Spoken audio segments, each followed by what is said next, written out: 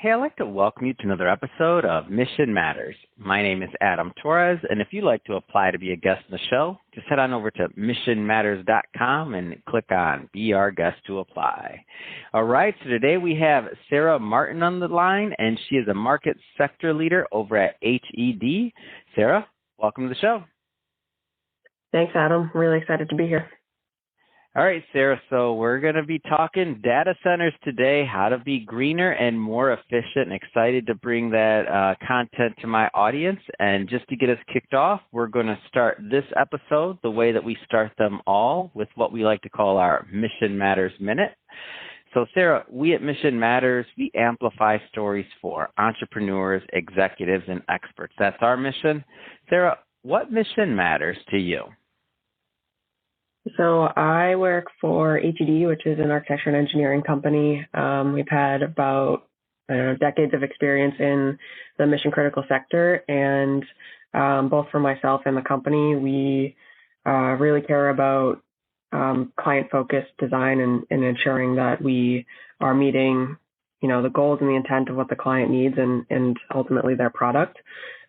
So essentially that ranges from, is it a new developer who's new to the data center world all the way through to the hyperscalers, and making sure that depending on what they need and how long the partnership has existed, continuing to push the boundaries. And, you mentioned sustainability specifically. How do we continue to push the data center world to be more and more efficient and focusing on the sustainability goals, as we are, one of the larger power consumption industries in the world. So that's great, first off, and love bringing mission-based individuals on the line to share, why they do what they do, how they're doing it, and really how it makes a difference. And I'm just curious, so a lot of different things you could have done, architecture, design, I've seen your background. I'm just curious, what drew you or what fascinated you about the idea of working with data centers? Like, what was that pull? Honestly, I graduated architecture school, and I have a family who's very engineering based, and I knew that I wanted to do something slightly different than what I had gone to school for, but I didn't really know what that was. And I came across our company used to be Integrated Design Group, and merged 5 or so years back with HED, and they were primarily just data center designers at that point in time. And I kind of was like, oh, that seems cool, right? It's the different design type, right? Because you're not really designing for a person, you're designing essentially a massive computer. So to me, it was just a really cool overlap between engineering and architecture. And I was lucky enough to get a position as an assistant PM at the company, and have been able to wear multiple hats through more the management side of things, and be able to, be the person who's asking the question of, hey, why'd you do that way? Or what about this? And not necessarily always have to be the expert in each individual thing, but help kind of push the boundaries from that side of things. So it's fascinating to me, because what you said too is like, to think about it as an architect is just design. It's to say you're not doing it for the people, you're doing it for the computer. So it's a little bit, it's different, isn't it? Yeah. Yeah, it's a completely different mindset. It's not to say that, of course, architects who design great offices can't do it, right? But it's just a different way of looking at it. I kind of want to start with this thought process, because I don't want to assume that everybody understands this mission critical sector. Could you help define that for me? Yeah. So mission critical sector is basically anything that has, if it were to go down, there'd be a major issue, right? From a financially, usually it'll impact that company. So, for example, Microsoft, when they have a massive outage, or Meta, when they have a massive outage, all of us notice on our phones when, you can't open Instagram, or it's not loading, or all that kind of stuff. And that realistically results in dollar signs, right? So, it's anything that falls within that. So there are, other sectors that have aspects of that, like hospitals. They have mission critical aspects of it, but typically when people say mission critical, it's more towards the data center world. There's some other kind of smaller subsectors within that, but primarily data centers. And so now, I guess taking it a step further, I mean, when we think about the amount of computing and computing power that's out there and the amount that's needed for, let's just say, these next steps of wherever we're going, whether it's autonomous vehicles, whether it's, I mean, all these other things that just massive amount of computing power, I feel like the need for data centers and the increasing footprint of them, like over the next years, like it's not getting smaller, is it? No, if you look at any of the major projections for any of the hyperscaler clients, as I was just mentioning, you know, the Amazons, Googles, Metas of the world, their projections are doubling, if not tripling, over the next few years. So especially with AI, there's going to be a significant increase in power consumption. It's just somewhat the reality of AI in that it's a lot of compute power processing a lot of storage. So essentially you have something with a very, very high power draw and then a slightly less power draw surrounding it to be able to, you know, solve all these different problems that these companies are working on. So, I mean, you combine the trend, the need for more, knowing that it's going to take on more. I mean, if I was to kind of look at an older example of it, thinking of like railroads or something, like early years in our country, right? Like you knew it was going to get bigger. You knew it was going to get bigger. You knew that the infrastructure was going to continue. There's going to be more demand as the country was building out west. Like you knew that. Now, ideally, in a perfect world, we're a little bit further along. So now we know more about the environment and the constraints, and also we're thinking more in a greener and eco-friendly manner. So just understanding, you know, back then we knew the buildup was going to continue to happen. So just like right now, like we're not going to need less computing power in the near future. So why is this concept of being greener or more efficient, like why is that relevant? Why does it matter? So I don't remember the exact statistic off the top of my head, but it's something along the lines of the data centers, you know, take up more power than the rest of the country alone, right? So you add up all the other facilities and then you compare that to the data centers. It's, you know, if it hasn't surpassed it yet, it will over the next few years. So that just inherently, right, becomes a conversation of, okay, well, if this is such a huge power consumption issue, what do we do? The thing that I would think is a huge misunderstanding from the community is that data centers are inherently very efficient, and you compare them to other data or other building typologies.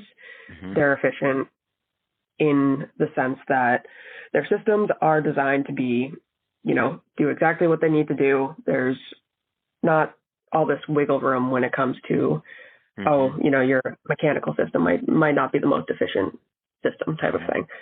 And that's because, you know, data centers are expensive. So from the beginning, people have been looking at how do we cool this with the least amount of power draw, or how do we make sure that our, you know, programs that are going into these computers are as efficient as they can be to not take up, you know, megawatts of power. So inherently there's already that kind of design parameter and push, but still when you're looking at it, you need to be able to, one, be looking at the future of, okay, we're now going to have higher density racks, which does have efficiencies and sustainability narratives around it, because as opposed to having, you know, an entire row that would be, I don't know, 50 megawatts, or sorry, not megawatts, kilowatts. Now you're looking more towards, you know, hundreds of kilowatt hours in a single cabinet type of thing, right? So in a lot of ways, while people may not necessarily understand that, that does translate to less building infrastructure around, you know, the same quantity of compute power. And they're doing that through all these different efficiencies in chip manufacturing. So that's a great, you know, moving in the right direction. The biggest thing when it comes to data center design for us is really the tipping point for liquid cooling. And it sounds like that's coming over the next couple of years. And so that'll bring the cooling directly to the chip, which inherently you're not cooling the air anymore. You're cooling the chip itself so that heat rejection isn't, you know, the issue that we've had previously. so yeah, there's a lot of things that are kind of being developed and worked around that. The one that I'm like really curious to see who's going to be kind of the winner on is, new power generation options, right? So there's a couple that are looking at nuclear power, which, there's a number of nuclear plants across the country that aren't being utilized right now. So a lot of ways tying that to a data center seems to make sense. There's some things around that from a reliability standpoint that I think it's all going to kind of need to be worked through and somewhat more understood, right? Because it's new, and so there's the concern around, okay, well, how reliable are these plants and all these things? But I think that's going to be somewhere that maybe it's not your most important data that you put there. Maybe it's your second tier, and then you tie it to that, and you're offsetting your power consumption through utilizing a different power source and not tapping into the grid directly, type of thing. It seems to me like any of the number of things you brought up a moment ago, especially the cooling the chip option, like these are like as this technology gets better, it has the opportunity to create some real change there, so that even some of the current infrastructures that are there, they may be able to be optimized more. Am I off, or am I understanding that right? I just want to make sure I'm clear. Yeah, you're 100% understanding that right. It's going to be really interesting to see what happens with existing data centers. So there's a lot of historical data centers that have been out there for 10 or so years, right? And in the lease world, that usually means that they might be looking at their tenant leaving because it's not the most efficient system, or it's only getting you 1,200 kilowatts instead of megawatts that people are buying now. So it's very possible that you're going to see some shift in that. We've been kind of watching that market for a bit now, and we haven't seen the tipping point that we were expecting. But there is an option there, right? Or there's an opportunity there of now that you have direct-to-chip cooling, is there ability to bring in more power to those locations, into that room, essentially, to get more out of it? The one thing that I think is going to be interesting there is, how do you increase your power consumption? Because, all this equipment takes up a decent amount of space, right? So does that mean you're stacking your generators and getting creative with things like that? But I think things are going to happen there. It's just a matter of when, type of thing. Yeah, it's fascinating because it's like each one of it fits each puzzle piece, right? Like, and how the resources then build up, whatever's there, how can you maximize that? And then I guess talk to me about the next piece, which is the scalability side of things as demand continues to increase, as technology, obviously, as you mentioned, has already, people are trying really hard, a lot of smart people trying really hard to push the envelope on the technology side of things. So, I guess talk to me a little bit about how these intertwine and these become somewhat scalable as the demand for these data centers just increases. Yeah. So as a company, we have what we call a kit of parts, essentially. So they're kind of, for the kind of oversimplifying it, they're blocks, right? So it's a matter of, all right, we want X amount of megawatts in this facility, so we're going to put that in 2 megawatt chunks, which typically aligns well with your generator sizing, and develop layouts around that chunk. And so one of the things that is beneficial with that is the ability for what we were just talking about with the scalability and the flexibility. So we have a client that we've worked with for years, and we were involved with their first, kind of data center prototype.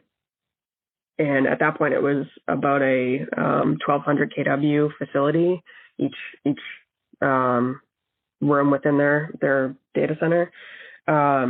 So with the start of that campus, it was the 1,200 kW, and by the end of it, it was a 3,200 kW.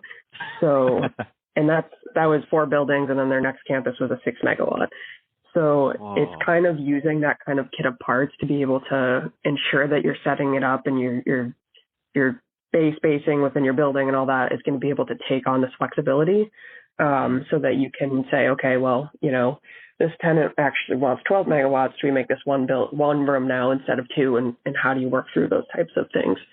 So being able to have that kit of parts to lean on to do your initial master planning and make sure that you have enough, of the know-how and your design team is the right design team to be able to say, okay, well, you're going to need, roughly this much space for your UPS room, this for your crack galleries or whatever it is, to really be able to kind of build in that buffer for flexibility in the future. But, it's a fine line, right? You don't want these facilities to be massive and then now you're spending exponentially more money just to be able to buy for the future. So, it's a product that we've kind of developed for years and we're continuing to utilize with clients to build out the best thing that kind of suits their needs type of thing.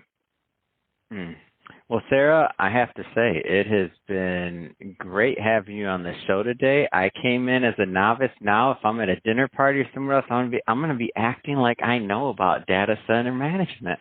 I want to be like, I had Sarah on this show. Let me tell you something, all right? No, no, this is in all sincerity. This is awesome. It's been a great education for me, and I will be using this knowledge just in my day to day. And I hope my audience, everybody that's listening that maybe didn't know, that some are listening.